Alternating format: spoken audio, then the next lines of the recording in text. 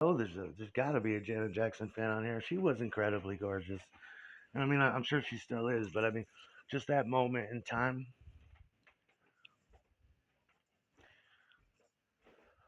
I don't know. They must have hired the very best writers for her and stuff because she was a definite force. First, it was Nasty Boys, which was okay. It was interesting for the time. It was a real weird time. It was like what, '86 or something. Music was. Uh, then she kind of went. I think then it went into like a.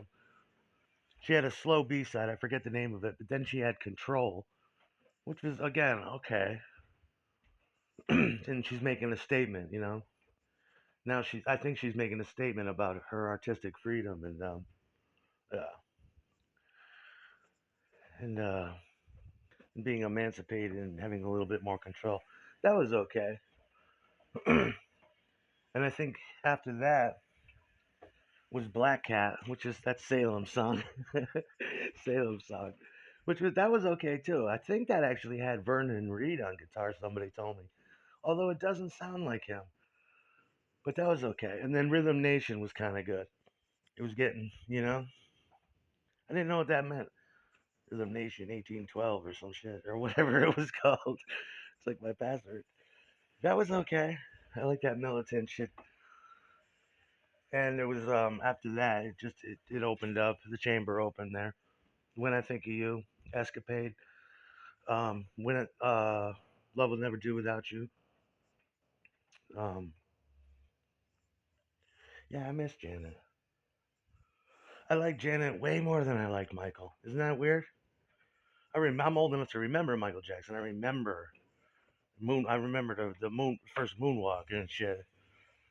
And I liked it. I thought it was interesting and cool, but I was way more into Janet Jackson. I stole my uncle's Playboy when Latoya was in it. Oh my god, that did something to me. I'm not ashamed to admit it. I think she was kind of hot for the time. But could you imagine sitting down with them, talking to them about her brother? How fucking crazy he was. Just crazy. So far removed from reality, you know? Oxygen tent, propofol just to get a good night's sleep, medically induced coma just to sleep well, you know? Hair grafts, skin lightening, always in costume. I know the feeling. I know the feeling. And unfortunately, he was born with a very unique sexual kink, and that didn't help matters. What the hell are you doing with Macaulay Culkin this weekend at the at Neverland? Whew. I don't know how long we can keep this a secret for, Mike. Janet was probably just a normal bitch. Had a boyfriend, dated a football player. Was to some degree embarrassed of Michael. Holy, just what's the dynamic in that house? Janet's trying to explain to her boyfriend the family dynamic. How come we don't ever talk to your brother? Because he's crazier than a motherfucker. He's just crazy. You can't talk to him. But Janet was gorgeous. She was little Janet. She had big shoes to fill, you know? Her brother's like Elvis and shit. But for some reason, Janet's music sticks in my head. Like I said in that earlier episode I did, it's every year of my life you can attribute it. You think, what was I doing in this year? And I think of the top 40, and every year there's Janet there. I wish I could have fucked Janet. Janet in Good Times